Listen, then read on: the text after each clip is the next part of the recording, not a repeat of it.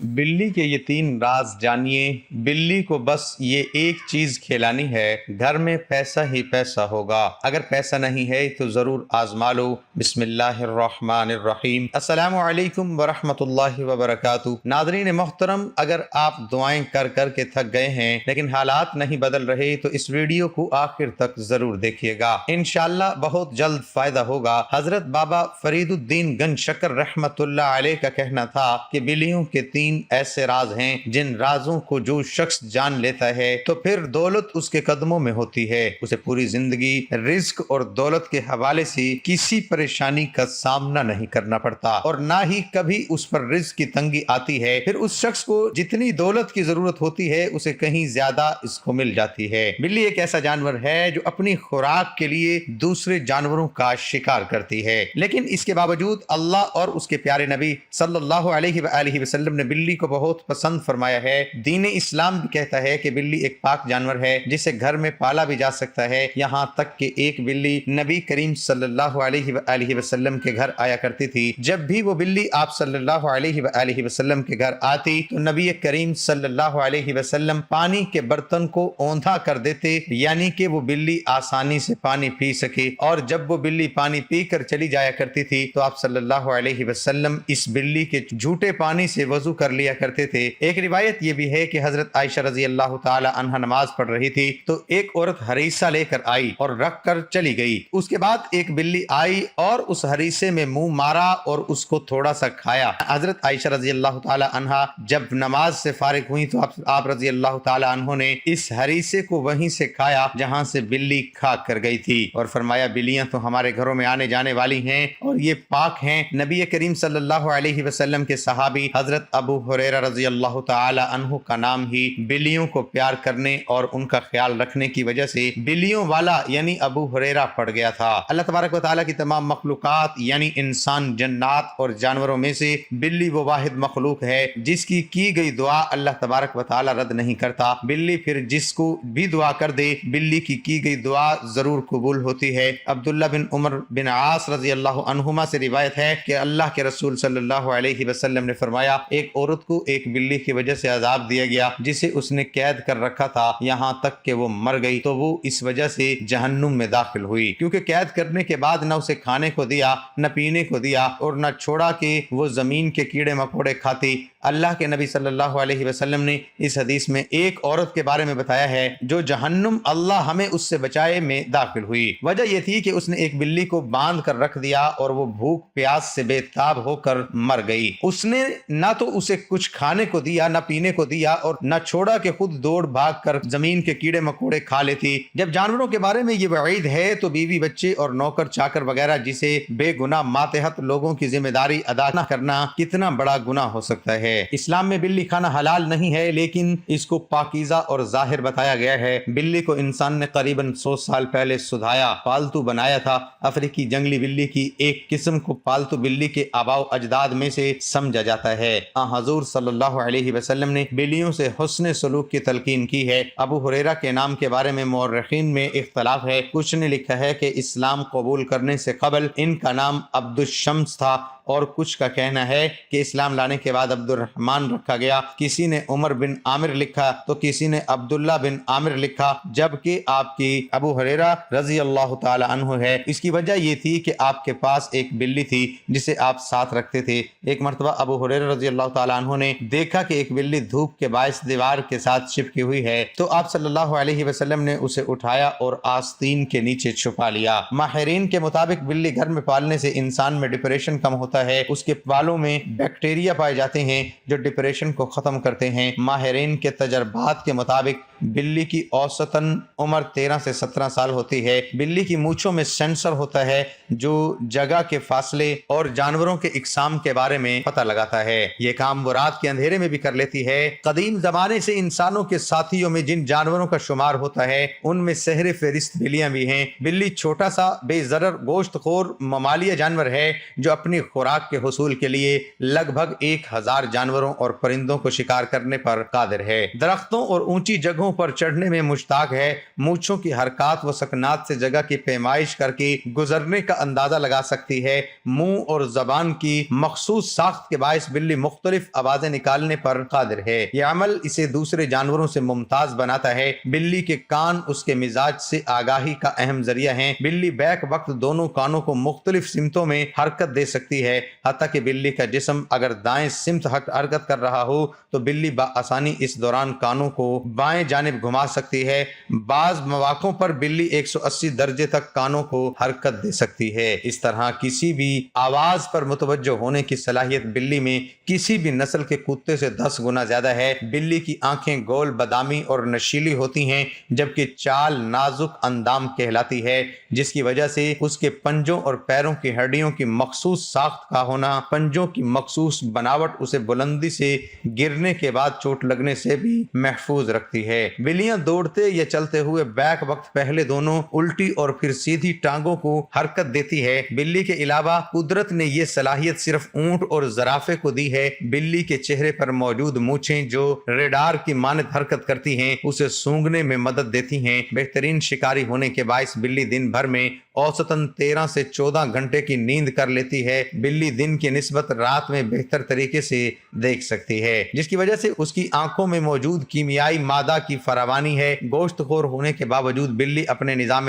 ہضم کی درستگی اور چند مخصوص غذائی ضروریات پوری کرنے کے لیے گھاس اور پتے وغیرہ بھی نوش کرتی ہے۔ بلیوں کی فطرت میں کھیل کود شامل ہے، جس کا اظہار وہ اکثر و بیشتر کرتی ہیں۔ اس دوران گیند سے لے کر لال بیگ تک اس کا ہدف ہوتا ہے۔ بلیاں ٹارچ کی روشنی اور اس کے دائرے کے تعاقب میں بھی خوب اچھل کود کرتی ہیں اور آئینے کے سامنے بھی چاق و چوبند ہو جاتی ہیں۔ قدرت نے بلی کو اپنے تھوک اور رال کے ذریعے حفاظت اور خوبصورتی کا طریقہ سکھایا ہے۔ زبان پر موجود رال سے وہ اپنے جسم اور منہ کو عموماً صاف کرتی نظر آتی ہے۔ در حقیقت اس عمل کے ذریعے وہ اپنے جسم میں سے دشمن کو متوجہ کرنے والی مخصوص بو ختم کرتی ہے اور بالوں کی صفائی بھی انجام دیتی ہے۔ لڑائی کی حالت میں بلی کے بال کھڑے ہو جاتے ہیں اور جسم سکڑ کر درمیان سے اونچا ہو جاتا ہے اور روا اپنے اگلے پنجوں سے مخالف کے منہ پر ضرب لگانے کی کوشش کرتی ہے۔ تاہم لڑائی عموماً مختصر مدت میں ختم ہو جاتی ہے۔ بلی کے حمل کا دورانیہ 63 سے 65 دنوں تک ہوتا ہے۔ بچے 7 سے 8 ہفتوں کے بعد دودھ پینا چھوڑ دیتے ہیں، جبکہ مادہ بلی 5 سے 10 مہینوں اور نر بلی 5 سے 7 مہینوں میں بالغ ہو جاتے ہیں۔ بلی کو خادم کے ساتھ تشبیہ دینے سے مقصود یہ ہے کہ بلی کی نوعیت اس گھریلو خادم کی سی ہے جس کا گھریلو کام کے سلسلے میں اہل خانہ کے پاس ملنے جلنے اور ان کی ضروریات کی فراہمی کے لیے کثرت سے آنا ناگزیر ہوتا ہے۔ دشواری اور دقت کو دور کرنے کی غرض سے بلی کو غیر نجس قرار دیا گیا ہے۔ اس کے غیر نجس ہونے سے ثابت ہوا ہے اس کا جھوٹا پاک ہے۔ اس توہم پرستی سے جڑی بہت سی چیزیں ہم سے وابستہ ہو گئی ہیں، جیسے کالی بلی اگر راستہ کاٹ لے تو کوئی جس کام کے لیے نکلا ہے اس میں مشکل پیش آ سکتی ہے، یا پھر دائیں آنکھ پھڑک رہی ہے تو مصیبت آنے والی ہے، ہاتھ میں خارش ہو تو پیسے آنے کی نشانی ہوتی ہے، تلوے میں خارش ہو تو سفر درپیش ہونے کی نشانی قرار پاتی ہے، لیکن کبھی اس کو مختلف انداز سے سمجھنے کی کوشش نہیں کی جاتی، یعنی ان باتوں کی حقیقت کچھ اور ہوتی ہے اور اپنے وہم سے اسے کچھ اور سمجھ لیتے ہیں۔ کالی بلی راستہ کاٹ لے تو ہم الجھن میں پڑ جاتے ہیں کہ آگے چل کر نہ جانے کیا نحوست پیش آئے گی، ہو سکتا ہے کہ ہم اس دن اپنا پروگرام ہی بدل ڈالیں۔ ارے بھائی بلی ہے، اس کا کام ہی راستے میں آنا ہے۔ اگر ایسا اصلی میں ہونے لگا تو پھر روز ہزاروں میں حادثات ہونے لگیں گے۔ ہمارا خیال ہے کہ پرانے زمانے میں کوئی شخص گھر سے نکلا ہوگا، آگے سے کوئی بیچاری کالی بلی آ گئی ہوگی، آگے چل کر اس کے ساتھ کوئی حادثہ پیش آ گیا، اس نے سارا الزام بلی کے سر دھر دیا، اس کے بعد آنے والی نسلیں بھی چل سو چل کی راہ پر چل پڑی۔ آج کل گھروں میں لوگ بلیاں پالتے ہیں جو بستروں پر، صوفوں پر، گھر میں ہر جگہ منہ مارتی ہیں، حتیٰ کہ گھر والے گود میں بھی بٹھاتے ہیں۔ ہزاروں کا کیٹ فوڈ کا خرچہ ہوتا ہے۔ اس سلسلے میں حضرت ابو ہریرہ رضی اللہ عنہ کیا مثال دیتے ہیں؟ شریعت میں اس کے بارے میں ہمیں کیا رہنمائی ملتی ہے؟ کیا بلی کو اس طرح گھر میں رکھ سکتے ہیں؟ کیا بلی کا منہ پاک ہے؟ بلی پالنا جائز ہے؟ اس میں شرعاً کوئی حرج نہیں، بشرطیہ یہ کہ اس کے کھانے پینے کا خیال رکھا جائے۔ البتہ شوقیہ بلیاں پالنے کے لیے لاکھوں روپے خرچ کرنا مناسب نہیں۔ بلی نے اگر کھانے یا دودھ کے برتن میں منہ ڈال دیا تو وہ کھانا مکروہ ہو جاتا ہے۔ البتہ آدمی کھانا چاہے تو کھا سکتا ہے، لیکن اگر بلی نے چوہا وغیرہ کھا کے فوراً برتن میں منہ ڈال دیا تو پھر وہ ناپاک ہو جائے گا، اور اگر چوہا وغیرہ کھانے کے کچھ دیر بعد منہ ڈالا پھر ناپاک مسواک نہیں ہوگا، صرف مکروہ رہے گا۔ اسی طرح اگر بلی انسان کے جسم کا کوئی حصہ چاٹ لے تو نماز پڑھنے سے پہلے اس کو دھو لینا چاہیے۔ محترم ناظرین، بلی کے 3 راز بتانے سے پہلے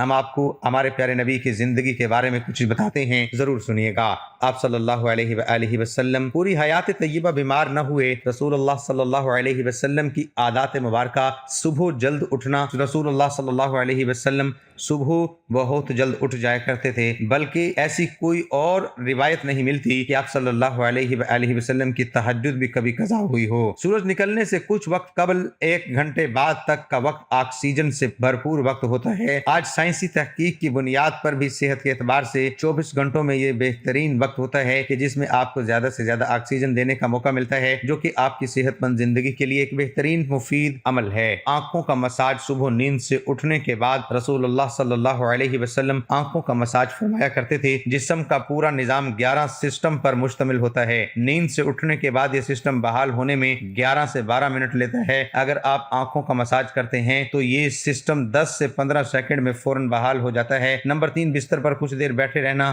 رسول اللہ صلی اللہ علیہ وسلم بستر سے اٹھ کر کچھ دیر بیٹھے رہتے تھے اور معمول تھا کہ 3 دفعہ سورۃ اخلاص پڑھتے تھے کہ جس کو پڑھنے میں قریباً 1 منٹ صرف ہوتا ہے۔ اگر کوئی شخص صبح بیدار ہونے پر اچانک اٹھ کر چل دے جبکہ ابھی دماغ میں خون کی سپلائی بحال نہیں ہوئی تو اس شخص کو یہاں برین ہیمریج ہو سکتا ہے، یا وہ دماغ کے کئی دوسرے پیچیدہ مسائل کا شکار ہو سکتا ہے کہ جس میں اچانک جسم کے کئی حصوں کا مفلوج ہونا، فالج بھی شامل ہے۔ جبکہ اگر وہ صرف 1 منٹ بیٹھا رہے کہ اس کے دماغ میں خون کی سپلائی بحال ہو سکے تو بہت سے پیچیدہ مسائل سے بچ سکتا ہے۔ یہ باقاعدہ ایک سائنس ہے اور اس ایک حدیث مبارکہ کے پیچھے بہت سے پروفیسر ڈاکٹرز کی ریسرچ شامل ہے کہ جس میں غیر مسلم ریسرچرز نے بھی اتفاق کیا ہے کہ ہمیں محمد صلی اللہ علیہ وسلم کی اس سنت کے مطابق صبح اٹھنے کے بعد بیڈ پر کچھ دیر بیٹھے رہنا چاہیے۔ اس کا فائدہ یہ ہے کہ دماغ پوری طرح سے ایکٹیو ہو کر ہمارے جسم کی بھرپور رہنمائی کے قابل ہو جاتا ہے، اور اس سنت مبارکہ پر جہاں بہت بڑا اجر و ثواب ہے وہاں صحت کا بہت بڑا راز بھی ہے۔ قیلولہ کرنا۔ آپ صلی اللہ علیہ وآلہ وسلم کی عادت مبارکہ تھی کہ دوپہر کے کھانے کے بعد 1 گھڑی کے لیے 20 سے 25 منٹ آپ صلی اللہ علیہ وسلم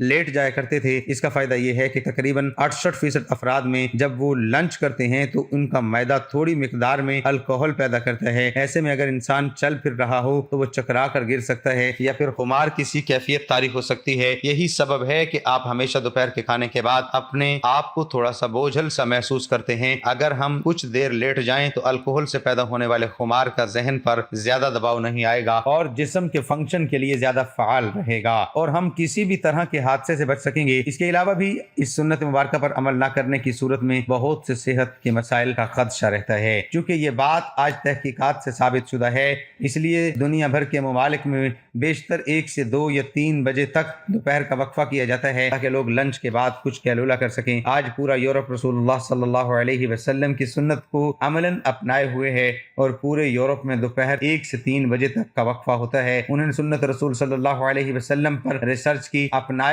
اور ہم سے کہیں بہتر صحت کا معیار رکھتے ہیں۔ کھانے سے پہلے پھل نوش فرمانا۔ رسول اللہ صلی اللہ علیہ وسلم ہمیشہ کھانا کھانے سے پہلے فروٹ نوش فرمایا کرتے تھے۔ آپ صلی اللہ علیہ وسلم کی عادت مبارکہ تھی کہ آپ کھانے کے بعد پھل نوش نہ فرماتے تھے۔ مختلف پھلوں میں 90 سے 99% تک پانی کی مقدار ہوتی ہے۔ آپ صلی اللہ علیہ وسلم نے چونکہ کھانا کھانے کے بعد پانی پینے سے منع فرمایا ہے جبکہ کھانے سے قبل پانی پینے کی ترغیب دلائی ہے، اس لیے مختلف پھل بھی چونکہ پانی کی بہت زیادہ مقدار رکھتے ہیں، اس لیے ان کو کھانے سے پہلے کھانے سے جسم اور خاص طور پر معدہ اور آنتوں کو توانائی ملتی ہے، کیونکہ کھانے کو ہضم کرنے میں معدہ اور آنتوں کا بہت اہم کردار ہوتا ہے اور یہ عمل آپ کی کارکردگی بڑھانے میں ان کے لیے مددگار ثابت ہوتا ہے۔ اور یہ بات بھی سائنسی مشاہدات سے ثابت شدہ ہے، فروٹ میں موجود غذائیت سے خالی معدے کو زیادہ فائدہ ہوتا ہے۔ غذا کے بعد پانی نہ پینا۔ رسول اللہ صلی اللہ علیہ وسلم کبھی کھانے کے بعد پانی نہ پیتے تھے۔ آج علم و تحقیق سے جو بات سامنے آئی ہے اس سے پتہ چلتا ہے کہ اس سنت مبارکہ پر عمل کرنے کے اس قدر نقصانات ہیں کہ گمان میں بھی نہیں کیا جا سکتا۔ جب ہم کھانے کے بعد پانی پیتے ہیں تو کھانے میں موجود باوجود جس قدر بھی فیٹس ہوتے ہیں وہ کھانے سے نکل کر معدے کے اوپر والے حصے کی طرف آ جاتے ہیں۔ کھانا کھانا ہاضمے کے دوسرے مرحلے کے لیے چھوٹی آنت میں چلا جاتا ہے۔ ایک حدیث رسول اللہ صلی اللہ علیہ وسلم کا مفہوم ہے، اگر کھانا کھا لینے کے بعد پانی کی حاجت ہو تو محض چند ایک گھونٹ لے لو اور اس کے بعد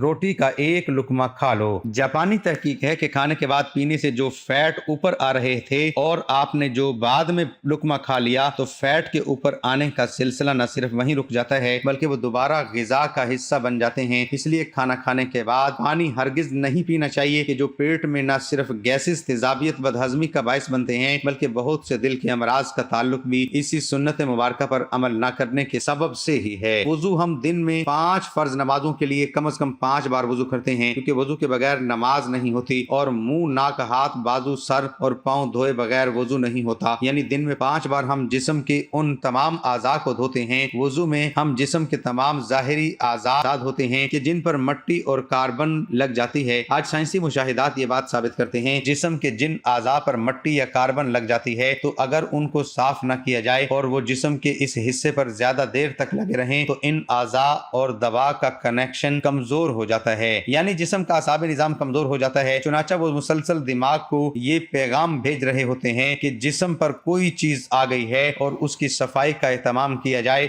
اگر ایک شخص صبح منہ دھوتا ہے اور اس کے بعد شام میں آ کر دھوتا ہے تو اس کے اعضاء اور دماغ کا تعلق کمزور پڑ جاتا ہے، جس کے بعد میں وہ بہت سے اعصابی مسائل کا شکار ہو سکتا ہے۔ اسلام کم از کم دن میں 5 بار آپ کے اعضاء کی صفائی کا بندوبست کرتا ہے اور جمعہ کے روز ناخن، زیر ناف اور بغلوں کے غیر ضروری بال کاٹنے سمیت مکمل صفائی کا اہتمام کرتا ہے۔ رسول اللہ صلی اللہ علیہ وسلم نے نہ صرف ایسا کرنے کا حکم دیا ہے بلکہ یہ سب آپ صلی اللہ علیہ وسلم کی سنت مبارکہ کا حصہ بھی ہے۔ جلد سونا رسول اللہ صلی اللہ علیہ وسلم کی ایک اور عادت مبارکہ یہ بھی تھی کہ آپ صلی اللہ علیہ وسلم رات جلد سو جایا کرتے تھے۔ عموماً آپ صلی اللہ علیہ وسلم نماز عشاء کے فوراً بعد سو جاتے تھے، یعنی رات کو جلدی سونا اور صبح جلد اٹھنا آپ صلی اللہ علیہ وسلم کے معاملات میں شامل تھا۔ ہماری بایولوجیکل واچ جو کہ ہمارے پورے جسم کے نظام کو منظم کرتی ہے، جب یہ باہر اندھیرا دیکھتی ہے تو یہ آپ کے جسم کو سونے کا سگنل دے دیتی ہے۔ جسم کو تیاری کے لیے یہ 1.5 سے 2 گھنٹے کا ٹائم دیتی ہے، اس وقت تک آپ کو لازمی سونا ہے۔ نوٹ کیجئے کہ نماز مغرب اور نماز عشاء میں بھی تقریباً اتنا ہی دورانیہ ہوتا ہے۔ اگر کہیں زخم آ گیا ہے اور اس کو ریپیئر کرے گا، اگر جگر یا کسی اور اعضاء میں کچھ مشکل ہے تو اس پر کام کرے گا، بلکہ سونے کے بعد سب سے پہلے جگر پر ہی کام ہوتا ہے۔ اور جو جگر کے مریض ہیں ان کے لیے یہ رائے بھی ہے جہاں وہ اپنا علاج کرائے وہ اپنی جگہ لیکن اپنی نیند کے نظام کو بہتر کر کے اپنے جسم کے ڈاکٹر کو علاج کا موقع دیجیے اور پھر اس کے ثمرات دیکھیے۔ رات 10 بجے سے 12 بجے تک جگر اور اس کے ارد گرد کے اعضاء کی مینٹیننس ہوتی ہے اور اس کے بعد درجہ بدرجہ پورے جسم کی مینٹیننس ہوتی ہے، اور یہ عمل روزانہ کی بنیاد پر ہوتا ہے۔ اللہ رب العزت نے آپ کے جسم میں ایک آٹومیٹک نظام رکھا ہے اور یہ نظام تب کام کرتا ہے جب آپ جلدی سونے کی عادت اپنائیں۔ عہد جہالت میں عربوں میں ایک رواج تھا کہ رات کے کھانے کے بعد ان کے ہاں شعر و شاعری اور دیو مائی کہانیوں کی محفلیں ہوتی تھی جو رات گئے 2 بجے تک چلتی رہتی تھی، اور اس ماحول میں رسول اللہ صلی اللہ علیہ وآلہ وسلم کا رات جلدی سونا بھی ان کے نزدیک ایک قابل اعتراض عمل تھا۔ یہ تو عہد جہالت تھا، لیکن آج ماڈرن دور کا دعویٰ کرنے والے ہم مسلمانوں کے ہاں بھی دیر تک جاگنے کو نہ صرف قابل اعتراض سمجھا جاتا بلکہ کچھ حد تک تو قابل فخر بھی جانا جاتا ہے۔ عہد جہالت کے محفلوں کی جگہ آج ماڈرن انٹرنیٹ اور سیٹلائٹ ٹیکنالوجی نے لے لی ہے، لیکن جلد سونا رسول اللہ صلی اللہ علیہ وسلم کے معاملات میں تھا کیونکہ جسم کے اندرونی ڈاکٹر کی افادیت سے واقف تھے، اور یہی وجہ ہے کہ پوری حیات مبارکہ میں رسول اللہ صلی اللہ علیہ وسلم ایک لمحے کے لیے بھی بیمار نہیں ہوئے۔ مسواک کرنا رسول اللہ صلی اللہ علیہ وسلم مسواک کو بہت پسند فرماتے تھے اور خصوصاً دن میں 5 دفعہ ہر نماز میں وضو کے ساتھ تو ضرور اس کا اہتمام کرتے تھے۔ اس کے علاوہ بھی جب گھر تشریف لاتے کسی محفل میں حاضری سے پہلے غرض موقع بے موقع مسواک کا اہتمام کرتے اور مسواک کو بہت محبوب رکھتے تھے۔ ہوتا یہ ہے کہ جب ہم کھانا کھاتے ہیں تو دانتوں کے درمیان کھانے کی وجہ سے کھانے کی کچھ نہ کچھ ذرات ضرور رہ جاتے ہیں اور کھانے کے 1 گھنٹے بعد ان میں بیکٹیریا پیدا ہو جاتے ہیں۔ محسوس کیجئے گا کہ دانتوں میں رہ جانے والے ذرات 2 گھنٹوں پر نرم ہو جاتے ہیں اور ان کی وجہ سے یہ بیکٹیریا ہی ہیں۔ اس لیے ہمیں کہا گیا ہے کہ کھانے سے پہلے، رات سونے سے پہلے مسواک کا اہتمام کیا جائے، ورنہ یہ آپ کے ہارٹ اٹیک کا بھی سبب بن سکتی ہے۔ آج امریکہ اور مغربی ممالک میں صبح اٹھتے بغیر دانت منہ صاف کیے کھانے پینے کا رواج عام ہے جو ان میں طرح طرح کی بیماریوں کا سبب بن رہا ہے۔ آسٹریلیا کی ایک یونیورسٹی نے ہارٹ اٹیک کے 500 مریضوں پر تحقیق کی۔ انہوں نے جہاں اور بہت سی وجوہات بیان کی وہاں ایک کامن وجہ وجہ یہ بھی سامنے آئی کہ یہ لوگ ٹوتھ برش کرنے کے عادی نہ تھے،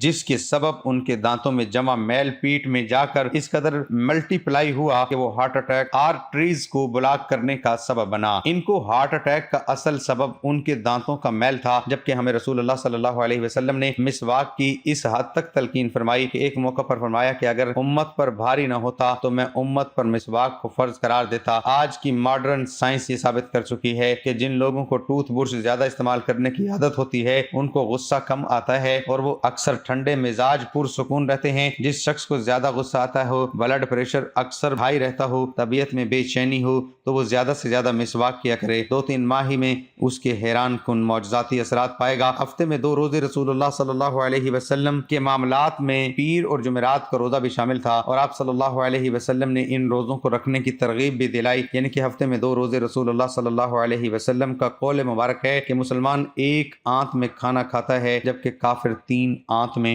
اور ہمیں نصیحت فرمائی کہ جب خوب بھوک لگے تو کھانا کھاؤ اور ابھی بھوک باقی ہو تو چھوڑ دو۔ یہ انسانی جسم کو صحت مند رکھنے کا بہت عظیم راز ہے۔ ہوتا یہ ہے کہ جب ہم معمول کے مطابق اپنی ضروریات سے زیادہ کھانا کھاتے ہیں تو جسم میں فالتو پروٹین فیٹس اکٹھے ہو جاتے ہیں، جو کہ جسم کی ضرورت سے زیادہ ہونے کے سبب جسم میں زہر کا کردار ادا کرتے ہیں اور مختلف بیماریوں کا سبب بنتے ہیں۔ آج کی عام بیماریاں شوگر، کولیسٹرول اور بلڈ پریشر کے بنیادی سبب یہی فالتو فیٹس ہی ہیں۔ جب آپ کو بھوک لگتی ہے تو جسم میں کھانا ہضم کرنے کا خود کار نظام پوری طرح سے تیار ہو جاتا ہے۔ جو ہم نے 100 لقمے کھانے تھے مگر 70 پر ہاتھ روک لیا تو باقی 30 لقمے کی جن کے جسم کو ضرورت تھی، جن کو ضرورت ایکسٹرا پروٹین اور فیٹس کو کھا کر پورا کرتا ہے، جسم اپنے خود کار نظام کے تحت اکٹھے ہونے والے زہر کو ختم کرتا رہتا ہے اور آپ صحت مند رہتے ہیں۔ یہ سنت رسول صلی اللہ علیہ وسلم کے معاملات کا حصہ بن جاتی ہے اور آپ سدا صحت مند رہتے ہیں۔ آج ہم سائنسی تحقیقات پر بہت یقین رکھتے ہیں کہ ہم اس انتظار میں ہیں کہ سائنس رسول اللہ صلی اللہ علیہ وسلم کی سنت مبارکہ کو پروف کرے تو ہم اللہ کے رسول صلی اللہ علیہ وسلم کی سنتوں پر عمل کرنا شروع کریں گے۔ حقیقت یہ ہے کہ سائنس رسول اللہ صلی اللہ علیہ وسلم کی سنتوں سے بہت پیچھے ہے اور آپ صلی اللہ علیہ وسلم کی ساری حیات طیبہ سنتیں ہمارے لیے مشعل راہ ہیں اور انہی میں ہمارے لیے دنیا اور آخرت کی کامیابی اور راحتیں ہیں۔ ترجمہ: اے مسلمانوں، تمہارے لیے اللہ کے رسول صلی اللہ علیہ وآلہ وسلم کی زندگی ایک بہترین نمونہ ہے۔ آقا کریم صلی اللہ علیہ وسلم نے ارشاد فرمایا، زیادہ نہ سویا کرو، زیادہ نیند یادداشت کو کمزور کر دیتی ہے۔ نبی کریم صلی اللہ علیہ وسلم نے ارشاد فرمایا، چلتے ہوئے بار بار پیچھے مڑ کے نہ دیکھا کرو۔ آقا کریم صلی اللہ علیہ وآلہ وسلم نے ارشاد فرمایا، اپنے دانتوں سے سخت چیز مت توڑا کرو۔ نبی کریم صلی اللہ علیہ وآلہ وسلم نے ارشاد فرمایا، غربت میں صبر کیا کرو۔ آقا کریم صلی اللہ علیہ وآلہ وسلم نے ارشاد فرمایا، اللہ پاک نے جو تمہیں دیا ہے اس پر خوش رہا کرو۔ نبی کریم صلی اللہ علیہ وآلہ وسلم نے ارشاد فرمایا، اقامت اور اذان کے درمیان گفتگو نہ کیا کرو۔ آقا کریم صلی اللہ علیہ وآلہ وسلم نے ارشاد فرمایا، ان لوگوں کے درمیان نہ سویا کرو جو سونے سے قبل باتیں کیا کرتے ہیں۔ نبی کریم صلی اللہ علیہ وآلہ وسلم نے ارشاد فرمایا، بدبودار اور گندے لوگوں کے ساتھ نہ بیٹھا کرو۔ نبی کریم صلی اللہ علیہ وآلہ وسلم نے ارشاد فرمایا، اندھیرے میں کھانا مت کھایا کرو۔ نبی کریم صلی اللہ علیہ وآلہ وسلم نے ارشاد فرمایا، کھانے کو سونگا نہ کرو، کھانے کو سونگنا بد تہذیبی کی بات ہے۔ آقا کریم صلی اللہ علیہ وآلہ وسلم نے ارشاد فرمایا، منہ بھر کر کھانا نہ کھایا کرو کیونکہ اس سے معدے کی ذمہ داری بڑھ جاتی ہے۔ نبی کریم صلی اللہ علیہ وآلہ وسلم نے ارشاد فرمایا، نماز کے دوران آسمان کی طرف نہ دیکھا کرو۔ آقا کریم صلی اللہ علیہ وآلہ وسلم نے ارشاد فرمایا، حاجت کی جگہ یعنی واش روم میں مت تھوکا کرو۔ نبی کریم صلی اللہ علیہ وآلہ وسلم نے ارشاد فرمایا، لکڑی کے کوئلے سے دانت صاف نہ کیا کرو۔ نبی کریم صلی اللہ علیہ وآلہ وسلم نے ارشاد فرمایا، دوسروں کے عیب تلاش نہ کیا کرو۔ آقا کریم صلی اللہ علیہ وآلہ وسلم نے ارشاد فرمایا، فجر اور اشراق، عصر اور مغرب اور عشاء کے دوران سونے سے باز رہا کرو۔ نبی کریم صلی اللہ علیہ وآلہ وسلم نے ارشاد فرمایا، تم بائیں ہاتھ سے کھانا نہ کھایا کرو۔ آقا کریم صلی اللہ علیہ وآلہ وسلم نے ارشاد فرمایا، منہ سے کھانا نکال کر نہ کھایا کرو۔ نبی کریم صلی اللہ علیہ وآلہ وسلم نے ارشاد فرمایا، اپنے کھانے پر اداس نہ ہوا کرو، یہ عادت ہمارے اندر ناشکری پیدا کرتی ہے۔ آقا کریم صلی اللہ علیہ وآلہ وسلم نے فرمایا، گرم کھانے کو پھونک سے ٹھنڈا نہ کیا کرو۔ نبی کریم صلی اللہ علیہ وآلہ وسلم نے فرمایا، ہاتھ کے کڑاکے نہ نکالا کرو۔ نبی کریم صلی اللہ علیہ وآلہ وسلم نے ارشاد فرمایا، جوتے پہننے سے قبل اسے جھاڑ لیا کرو۔ نبی کریم صلی اللہ علیہ وآلہ وسلم نے ارشاد فرمایا، ہمیشہ بیٹھ کر کپڑے تبدیل کیا کرو۔ آقا کریم صلی اللہ علیہ وآلہ وسلم نے ارشاد فرمایا، بیت الخلاء میں باتیں نہ کیا کرو۔ نبی کریم صلی اللہ علیہ علیہ وآلہ وسلم نے ارشاد فرمایا دوست کو دشمن نہ سمجھا کرو۔ آقا کریم صلی اللہ علیہ وآلہ وسلم نے ارشاد فرمایا دوستوں کے بارے میں جھوٹے قصے بیان نہ کیا کرو۔ نبی کریم صلی اللہ علیہ وآلہ وسلم نے ارشاد فرمایا ٹھہر کر صاف بولا کرو تاکہ بات دوسروں تک پوری سمجھ آ سکے۔ آقا کریم صلی اللہ علیہ وآلہ وسلم نے ارشاد فرمایا ایڑیاں مار کر نہ چلا کرو، ایڑیاں مار کر چلنا تکبر کی نشانیوں میں سے ہے۔ نبی کریم صلی اللہ علیہ وآلہ وسلم نے ارشاد فرمایا کسی کے بارے میں جھوٹ مت بولا کرو۔ نبی کریم صلی اللہ علیہ وآلہ وسلم نے ارشاد فرمایا اکیلے سفر نہ کیا کرو۔ آقا کریم صلی اللہ علیہ وآلہ وسلم نے ارشاد فرمایا اچھے کاموں میں دوسروں کی مدد کیا کرو۔ نبی کریم صلی اللہ علیہ وآلہ وسلم نے فرمایا فیصلے سے قبل مشورہ ضرور کر لیا کرو، اور مشورہ ہمیشہ سمجھدار کی بجائے تجربہ کار شخص سے کرنا چاہیے۔ آقا کریم صلی اللہ علیہ وآلہ وسلم نے فرمایا کبھی غرور نہ کیا کرو، غرور ایک ایسی بری عادت ہے جس کا نتیجہ کبھی اچھا نہیں نکلتا۔ نبی کریم صلی اللہ علیہ وآلہ وسلم نے فرمایا گداگروں کا پیچھا نہ کیا کرو۔ آقا کریم صلی اللہ علیہ وآلہ وسلم نے فرمایا مہمان کی کھلے دل سے خدمت کیا کرو، یہ عادت ہماری شخصیت میں کشش پیدا کرتی ہے۔ نبی کریم صلی اللہ علیہ وآلہ وسلم نے ارشاد فرمایا برا کرنے والوں کے ساتھ ہمیشہ نیکی کیا کرو۔ آقا کریم صلی اللہ علیہ وآلہ وسلم نے ارشاد فرمایا اپنی خامیوں پر غور کیا کرو اور توبہ کیا کرو۔ نبی کریم صلی اللہ علیہ وآلہ وسلم نے فرمایا روزانہ کم از کم 100 بار استغفار کیا کرو۔ نبی کریم صلی اللہ علیہ وآلہ وسلم نے فرمایا مظلوم کی بد دعا سے بچو۔ اللہ پاک ہمیں رسول اللہ صلی اللہ علیہ وآلہ وسلم کی باتوں پر عمل کرنے کی توفیق عطا فرمائے، آمین۔ پیارے ناظرین، بلیوں کا جو پہلا راز ہے وہ یہ ہے کہ جو شخص بھی گھر میں آنے جانے والی یا محلے میں گھومنے پھرنے والی بلیوں سے پیار کرتا ہے اور صرف ان کو پانی ڈال دیتا ہے، یعنی ان کے لیے پانی کا انتظام کر دیتا ہے، یا گھر میں آنے جانے والی یا محلے میں گھومنے پھرنے والی بلیوں کے لیے پانی کا انتظام کر دیتا ہے، تو اس شخص پر کسی بھی قسم کا جادو یا عملیات اثر نہیں کرتا، کیونکہ ایسا شخص جو بلیوں کے لیے صرف پانی کا انتظام کر دیتا ہے، جنات اس کو نقصان نہیں پہنچا سکتے، کیونکہ جنات اس شخص کو نقصان نہیں پہنچا سکتے، اس لیے اس شخص پر نہ تو جادو چلتا ہے اور نہ ہی اس شخص پر کوئی سفلی عمل۔ پیارے ناظرین، یہاں یہ بتاتا چلوں کہ جن بھائیوں پر یا بہنوں پر جادو یا سفلی کا عمل ہوا تو ان سے گزارش ہے کہ اپنے گھر میں بلی پال لیں اور اس کا خیال رکھیں، جادو ٹلنا شروع ہو جائے گا۔ بلی کا دوسرا راز یہ ہے کہ جو شخص بھی بلی کو دودھ ڈالنا شروع کر دیتا ہے زندگی بھر کبھی بھی اس کے گھر سے برکت ختم نہیں ہوتی، زندگی بھر نہ تو اس پر کبھی تنگ دستی اور نہ ہی کبھی رزق کی تنگی آئے گی، ہمیشہ اس کے گھر میں خوشحالی ہی خوشحالی رہے گی۔ جبکہ بلی کا تیسرا راز یہ ہے کہ جو شخص بھی بلی کو گوشت یا پھر چیچڑے ڈالنا شروع کر دیتا ہے تو وہ بہت جلد دولت مند بن جاتا ہے۔ بلی کی پسندیدہ خوراک گوشت اور چیچڑے ہوتے ہیں، اس لیے جو بھی شخص بلیوں کو گوشت ڈالتا ہے تو بلی اس شخص سے خوش ہو جاتی ہے اور اللہ تبارک و تعالیٰ سے اس کے لیے دعا کرتی ہے یا اللہ جیسے اس شخص نے مجھے میری پسندیدہ ترین غذا دی، یا اللہ تو بھی اس سے اس کی پسندیدہ چیز عطا فرما دے۔ پیارے ناظرین، ایک روایت میں یہ بھی ہے کہ روزانہ عصر کے بعد فرشتے آ کر جانوروں سے یہ پوچھتے ہیں کہ بتا تیرے مالک نے تیرے ساتھ کیا کیا۔ تو بلی جس گھر میں رہتی ہے یا جو بلیوں کو پالتے ہیں، اصل میں فرشتے ان سے جب دریافت کرتے ہیں یہ بتا تیرے مالک نے تجھے کیا کھلایا، تو بلی اس کے لیے دعا کرتی ہے اور فرشتے وہ دعا لے کر اللہ تبارک و تعالیٰ کے پاس جاتے ہیں اور اللہ تبارک و تعالیٰ اس بندے پر اپنا رحم فرمانا شروع کر دیتا ہے۔ پیارے ناظرین، امید کرتا ہوں کہ آج کی یہ ویڈیو آپ کو ضرور پسند آئی ہوگی۔